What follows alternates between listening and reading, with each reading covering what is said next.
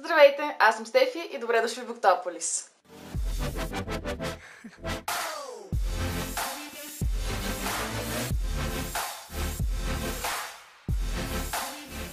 Днешното клипче ще е влогче, вече официално първият влог от тази нова колекция, която се опитвам да съставя. Тъй като има няколко неща, с които искам да ви позанимавам малко, затова сме в момента в такова седнало положение с този нов бекграунд, който се надявам, че ви харесва, стори ми се малко така по-артистичен. Нещата, с които всъщност сега ще ви занимавам. Първо ще ви разкажа малко за книгоиздаването. Както знаете, вече от 2 седмици някъде започнах специалността си в Софийския университет. След това ще ви задам малко апдейт за TBR-а ми за този месец. След това едно мини букхолче и също така забелязах на миналото ми видео, че много от вас поделиха, че също слушат K-pop и реших, че ще бъде забавно. Аз, отново казвам, не съм вече толкова навътре, колкото бях преди няколко години, но смятам, че пак ще бъде забавно да ви показвам и споделям някакви песни или някакви шоута или сериали, които на мен лично ми харесват, защото стана ми много приятно, че толкова много хора също слушат K-pop и че въобще имаме толкова много добирни точки. И като последна част от този сегмент също така ще ви покажа няколко неща, с които съм, меко казано, обсебена от последните няколко седмици. И също така искам, след като свършим тук, да ви покажа колекцията си от книгите на J.R. Ward, защото в последното ми клипче, което беше Bookshelf тура, което между другото кажете ми долу в коментарите дали ви хареса, тъй като имам чувство, че много хора го очакваха и се надявам така горе-долу добре да го бях снимала, въпреки проблема с светлината по-в края. Но да, споделете долу в коментарите и всъщност това, което имах предвид е, че не знам, една част от футеча липсваше просто и не знам какъв късмет имах точно за да липсват на J.R. Ward книгите, но реших, че мога да ги добавя в това клипче, тъй като все пак те не са толкова много и няма да отнеме толкова много време. И така, да започваме. Първото нещо, малко TBR апдейт да ви дам. Мисля, че видеото, което снимах като TBR за септември, беше точно в последната седмица на септември. И благодаря, че не ми се смяхте в лицето, честно казано, тъй като нямаше как да прочита толкова много книги само за една седмица и имайки преди, опитах се, наистина се опитах, но имайки преди, че беше последната седмица преди началото на новата учебна година, просто имаше 10 000 други неща, които трябваше да се свършат. Така че просто това TBR го преместих за този месец. Вече как ще се справя, ще разберете в wrap-up клипчето, което ще направя в края на месеца. Иначе сега започнах Вестители на Цветелина Владимирова. Няма и 100 страници да съм прочела, но вече доста ми допада. Но за съжаление трябваше да го оставя, тъй като съм на една такава вълна Сара Джей Мас. Просто ми е обсебила живота.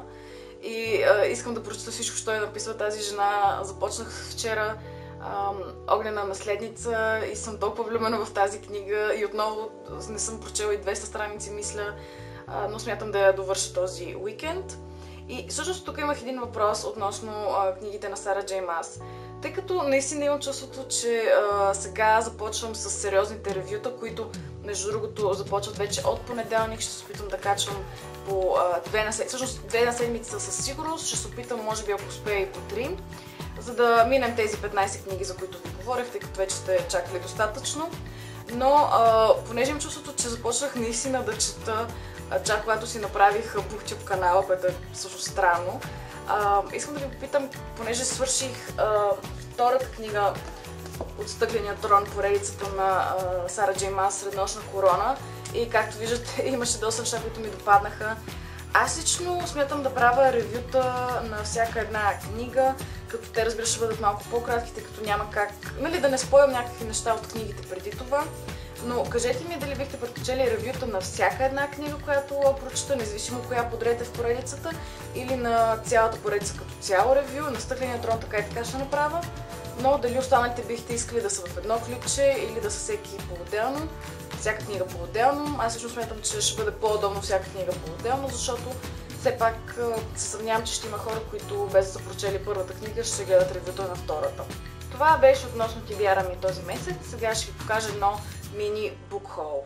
Майка ми всъщност беше толкова мила да ми направи един подарък за началото на учебната година. И всъщност в това се състои букхола. Първото нещо, макар и да не е книга, смятам, че е свързано. Именно една химикалка от колекцията Паркър или фирмата Паркър, сигурно съм, че ги знаете. Не знам колко може да се види на камерата, тъй като не искам много да фокусира. Да, ето.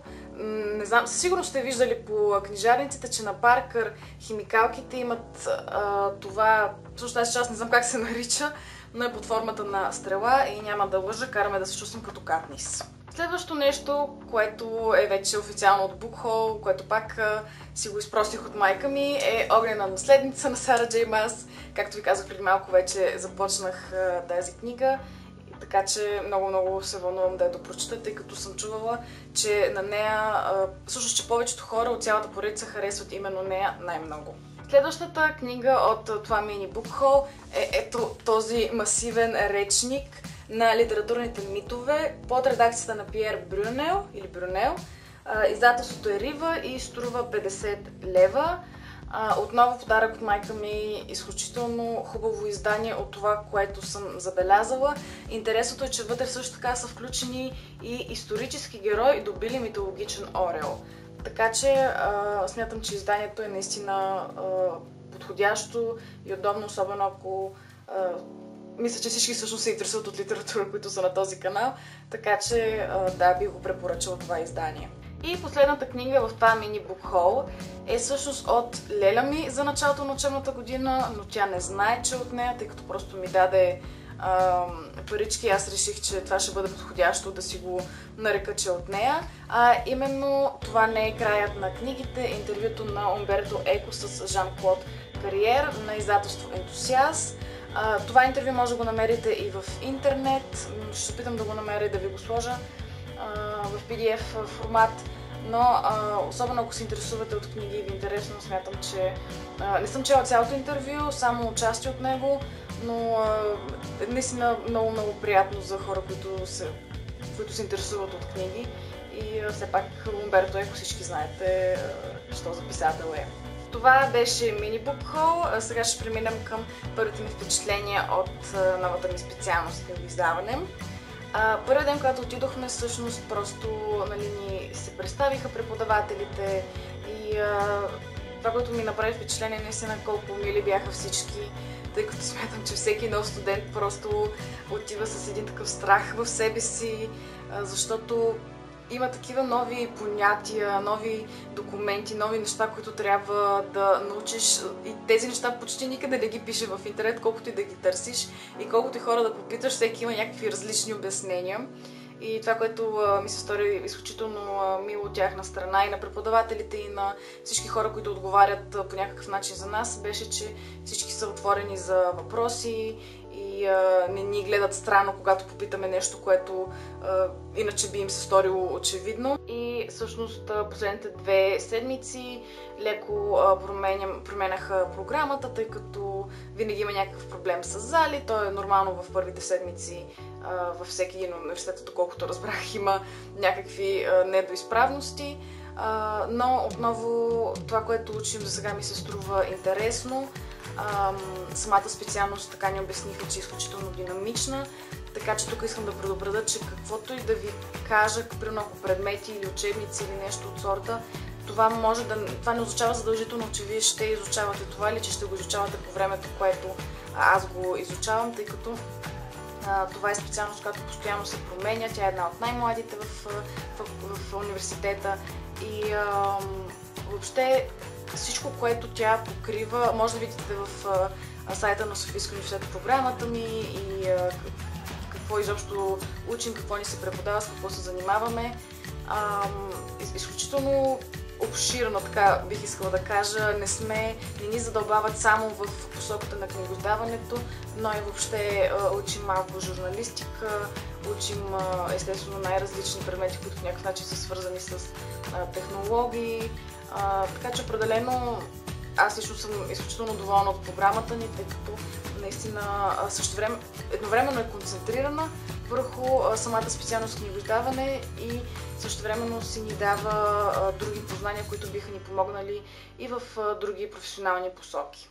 Като за първи семестър програмата ни е съвсем спокойно мога да кажа лека, не ни заливат с някакви твърде много домашни, постоянно ни препоръчват изключително интересна литература, за което аз лично съм много доволна.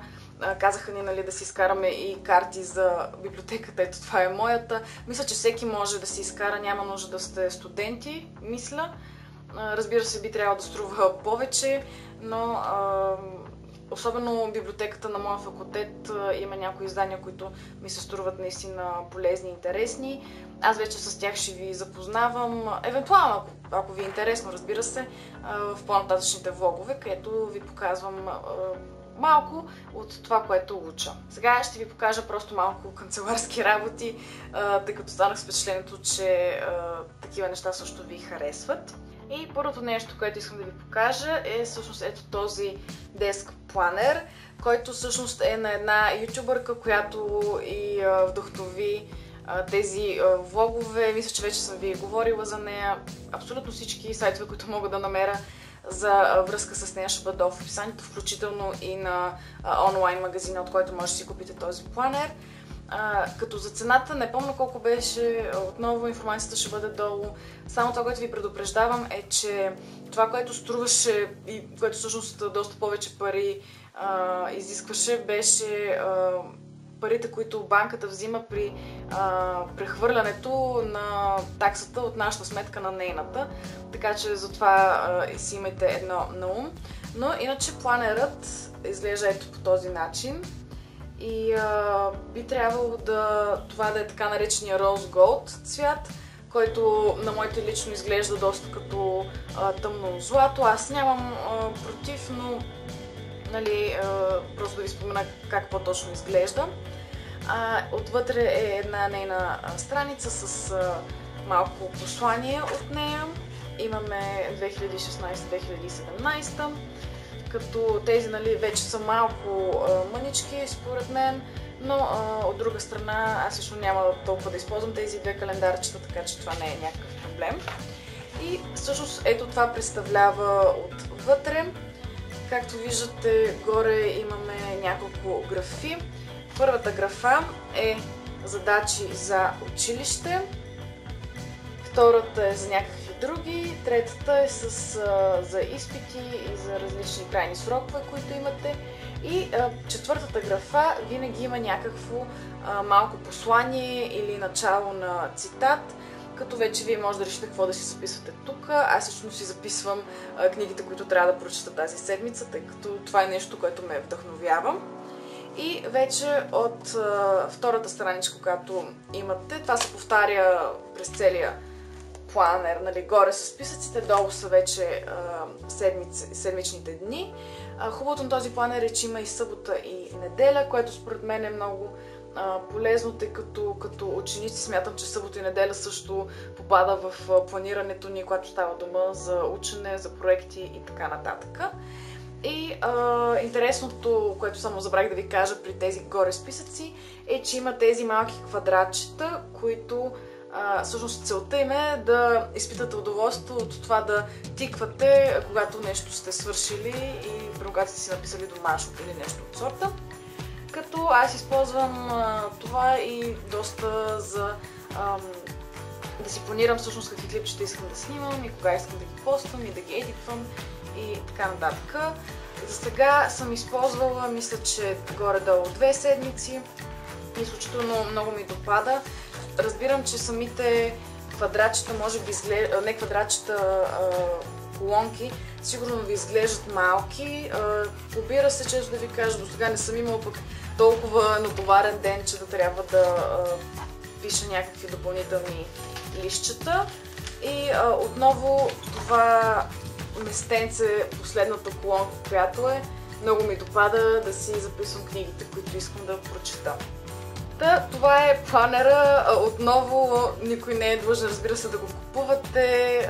По никакъв начин не казвам, че това е най-доброто нещо, което има там, но на мен лично ми допада И интересното е, че самия материал, от който е направен, той е някакъв картон, но много наподобява, ако така погалите гневът и зората, и изглежда едно такова, като все едно е меко, почти като, не точно като кадифе, но някакъв по-странен материал, и беше доста странно, защото планера също има такова чувство. Просто нещо, което реших да споделя. Сега малко да ви разкажа за това как си взимам записки. Все още сме в началото на учебната година, така че тепърва ще изпробвам тези методи дали ще дадат хубави резултати. Но това, което правя е, всъщност нося си едно от тези writing pads, които са, където вътре имате абсолютно чисти листа. И след като си направя записките, всъщност се прибирам и ги записвам на други листове, които са разграфени по един специфичен начин. Отново не е по никакъв начин по-специален. Имаше си име даже, ще намеря някой клип, че ще ви го посна долу, където ви показват малко по-големи професионалисти как да си разграфяват листата по този начин. Но това, което представлява разграфяването, е просто една линия от едната страна и една линия отгоре. Като това е почти на всички тетрадки, това го има, само че е хубаво ви да го правите в малко по-големи мащаби, когато става дума за страничното разграфяване, тъй като тук си записвате всъщност заглавия или началото на точките, а горе си записвате, разбира се, заглавията.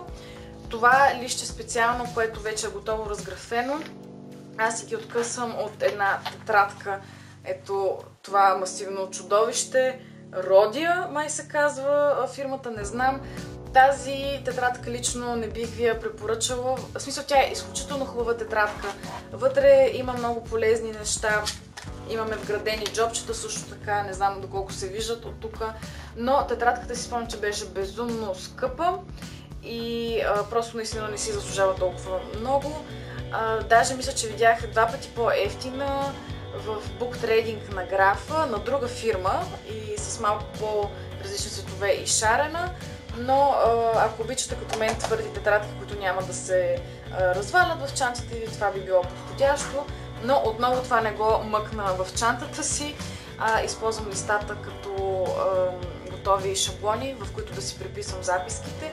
А защо всъщност да го правя това преписване? Защото не пиша хубаво и не пиша много четливо и когато преподавателите бързат да ни преподадат, става още по-голяма каша.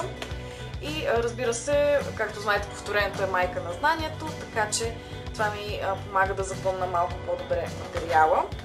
И всъщност, когато вече напиша нещата и в така разграфените хубави листа от скъпата тетрадка, ги слагам в вече папки, които вие може да си изберете. Тези, които аз ви препоръчвам, не съм сигурна дали съм ви ги показвала, те са от Jumbo. Като тук проблемът, който аз имам единствения е, че вътре слагам само листа, не ги слагам самите листа в джобчета, тъй като не знам по какъв начин са мерили тези тетрадки, но джобчетата винаги излизат тук някъде, което става вече кошмар, когато си слагате папките в чантата. Иначе препоръчвам тези папки, както виждате има различни цветове, до голяма степен са прозрачни, но ги препоръчвам, защото аз лично не обичам да си сменям папките и да давам нови пари за нови папки и всички останали, които са така от тази мека пластмаса, винаги се развалят, а доколкото тези са от по-твърда, не знам доколко може да усетите от камерата, но тези тетрадки ви гарантирам, че една учебна година нито ще се разпаднат, нито ще се намачкат, ще си изглеждат достатъчно добре и в края на годината. Като в Jumbo предлагат такива, които са прозрачни, както може да видите, и такива, които не са толкова. Тук се вижда, защото е само това листче, но самата папка няма да издава какви записки имате отдолу, ако това е нещо, от което се интересувате. И разбира се, имаме най-различни цветове. Имат и сиви, вече сигурна съм, че сте ходили в Jumbo и че знаете за какво става дума. Иначе чантата, която използвам за училище, е доста огромна, но реших аз да е такава, просто в случай, че трябва някой ден да си взема лаптопа. Ето, това е чудовището, което използвам, както виждате е доста голямо. От Тухот магазина ми ще се казва, ще си я взех. Там аз лично много ми допада чантите, така че ще се опитам да намеря някакъв сайт, ако искате да ги погледнете, иначе магазинът им е точно на Гарибалди. И да, затова е толкова голямо, в случай, че трябва да си нося някакви от учебниците или лаптопа за някакви домашни. Това беше горе-долу за училище. Отново, както винаги, ако имате въпроси, питайте. Сега ще ви покажа една от кей-поп песничките, които слушам тези последни няколко дни. След това ще ви покажа един кей-поп, не кей-поп, един корейски сериал или кей-драма, както се казват. И оттам ще минем към мини букшелф тура на колекцията ми на JR World. Така, пешката, която искам да ви покажа, е на така наречената група BTS и се казва Blood, Sweat and Tears. Тази група аз лично не я знам толкова много добре, аз съм малко от старата школа, новите групи не съм толкова добре запозната с тях. И тази пешка определено е нещо различно за кей-поп звученето, но ми допадна. Така че ще ви пусна мъничко, защото мисля, че могат да ми свалят клипчето. Но се надявам мъничкото, което чуете, да ви хареса. Ето клипчето.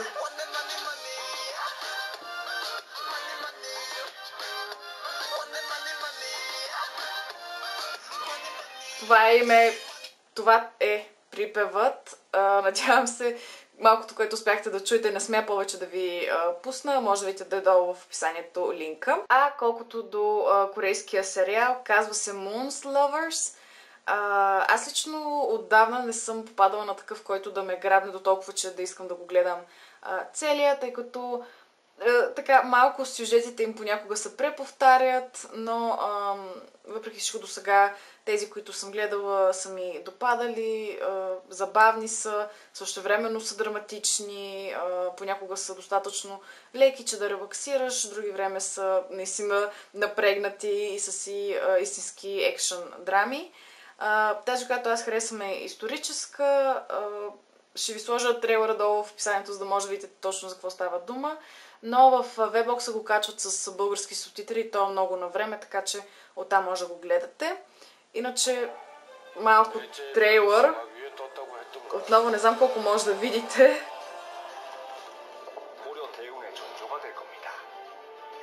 Това е главният герой с маската.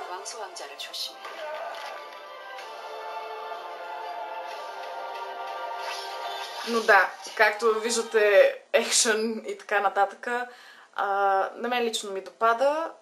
Споделете вие какви драми харесвате, ако гледате. Сега много кратко ще ви кажа за две мои обсебвания.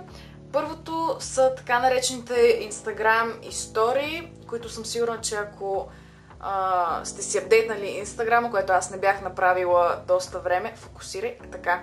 Ето тук може да ги видите. И всъщност по нищо не се различават от тези на Snapchat, но това, което забелязах е, че много от вас, понеже ме следят в Instagram акаунта ми, също така гледат и тук. И всъщност много ми допадат, защото мога да споделя с вас с какво се занимавам и коя книга чета в момента. Това е едното ми обсебване, което не знам защо толкова много ми допада. Другото е всъщност, част от него може да видите ето тук отзад и не знам доколко може да кажете да го видите на камерата, но както знаете, Двор от рози и бодли ми стана една от любимите книги и фенарт, което мога да намеря в интернет, е толкова красиво и интересно и в момента съм си облепила всяко възможно кътче с такива произведения. Сега ще ви покажа и една друга малка колекция. Изключително много ме е яд, че не мога да си ги поръчам, разбира се, оригиналните картини, за да мога все пак да допринеса и да благодаря на прекрасните хора, които се занимават с тези прелесни снимки или рисунки по-скоро. Но ще измисля някакъв начин и се надявам някой ден да бъдат малко по-достъпни и в България. Сега сменихме малко бекграунда, за да мога да ви покажа набързо последната част от букшелф тура, а именно колекцията ми на Братството на черния кинжал. Първата книга от колекцията ми на JR World е Covet, което е всъщност първия роман в поредицата за паднали ангели. Това издание си го купих от Amazon. Кралете на Бърбана, също първата книга от едноименната поредица. И започваме с Братството на черния кинжал. Това е книга Zero, както се казва, и именно пътеводител за посветени. Книга първа – Тъмна любов. Книга втора – Вечна любов. Пробудена любов, Споделена любов, Освободена любов, Свещена любов. Книга седма – Отмъстена любов. Книги 8 и 9 – Единствена и неукротима любов. Природена и сбъдната любов. И книга 12 и книга 13 – Кралят и сенките. Това е някъде май третия чифт дрехи, с който ме виждате в този влог. Тъй като постоянно нещо се случваше и нямаше как да снимам. Дойдоха ни гости по едно време и така нататък. Днеска просто ще завърша този влог, като мъничко ще ви покажа от нещата, които си купих. Както ви казах, ходих на пазар. Няма кой знае колко интересни неща, но тъй като си позволявам в тези влогове да ви занимавам и с други неща, освен книги, реших, че може би ще ви е интересно, тъй като нещата, които ще ви покажа, разбира се, са неща, които бих препоръчала или които са били препоръчени на мен. Ходих до Мол София и това, което си взех първо е ето тази мицерална вода, мисля, че се казва, на Гарниер, което всъщност е за почистване на грим. Това е единствено нещо, което не съм пробвала до сега и чувала съм обаче страхотни неща. Всички бюди блогърки използват това и ако имате чувствителни очи като мен, всякакви млека или въобще неща, които съдържат олио в тях, просто дразнат очите ми и се надявам тази вода малко да бъде така по-нежна към очите ми. Другото нещо, което бих ви препоръчала, ако се гримирате, е така наречения Beauty Blender, като само че този е от H&M. Струва 5,99, 6 лева Precision Sponge се казва. На мен ми харесва, защото са изключително мекички и не знам дали ви използвате Beauty блендери, но за мен те са най-добрите, с които мога да си нанеса гримът. Другото нещо свързано с грим, което всъщност си го поръчах от един сайт Boxy Beauty или нещо от сорта, ще сложа линка долу в описанието, е ето тази Kabuki бръш.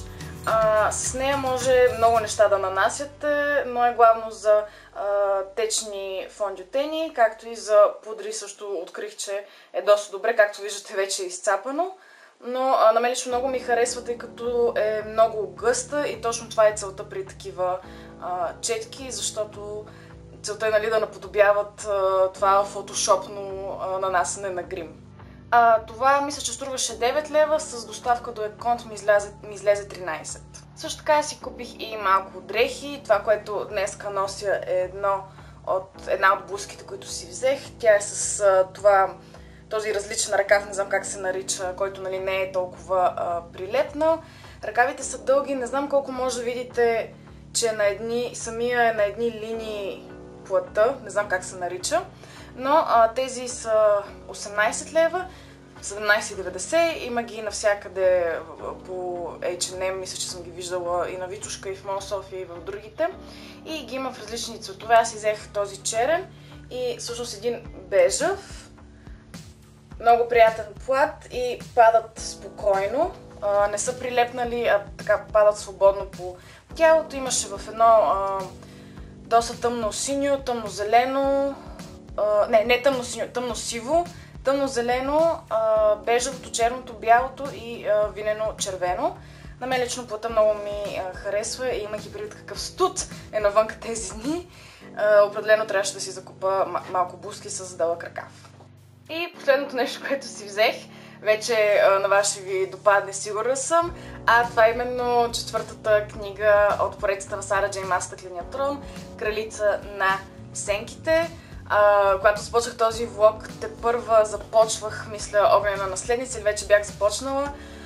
Прочетох я и ако ме следите, особено в Инстаграм историите ми, ще разберете, че тази книга просто емоционално ме унищожи и не знам как го прави Сара Джей Мас, но много ми харесва стилът на писане. Много тези неща не са само моменти, а са самите изречения, самия начин, по който тя съпоставя различни характери или сцени, или просто как описва някои неща. Някои от тези са чисто и просто кратки изречения, които просто много са ми допаднали. Но да, наистина помислих, че ще мога да прочета някоя друга книга, но няма какво да се лъжем, директно си започвам тази. Също така си взех... Между другото, странното е, че ходих до мола, обаче имам една книжарница Book Trading, която е на Графа, и тя просто ми е една от любимите, така че изобщо не го бях премислила да ходя в друга книжарница, директно си отидох там, за да си купа тази книга, и всъщност там дават безплатно хубави разделители, и тази специфично този книгоразделител всъщност доста ми допадната. Може да си вземете и вие такъв безплатен, разбира се. Предполагам, че ги има във всички книжарници на Book Trading.